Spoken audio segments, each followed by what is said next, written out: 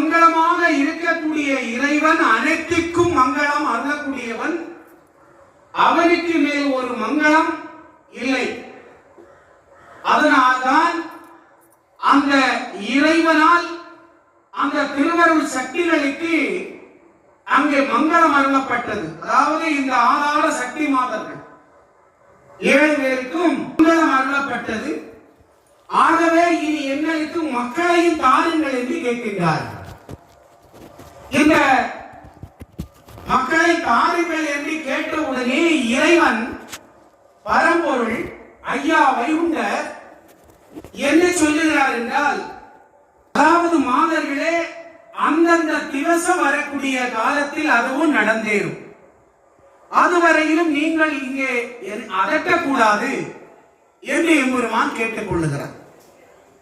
அதாவது எது எதுக்கு என்ன என்ன காரியங்கள் எப்படி எப்படி எந்த பரமங்கலமாக இருக்கக்கூடிய இறைவன் அனைத்திற்கும் மங்களம் அருளக்கூடியவன்.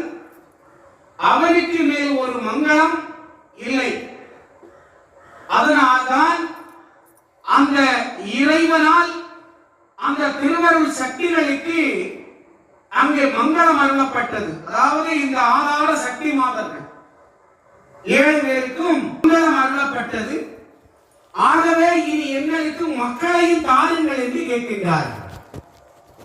இந்த மக்களை தாருங்கள் என்று கேட்டவுடனே இறைவன் பரம்பொருள் ஐயா வைகுண்டர் என்ன சொல்லுகிறார் என்றால், அதாவது மாதர்களே, அந்தந்த திவசம் வரக்கூடிய காலத்தில் அதுவும் நடந்தேறும்.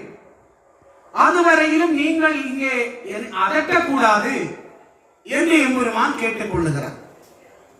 அதாவது எது எதுக்கு என்ன என்ன காரியங்கள் எப்படி எப்படி எந்த எந்த திவசம்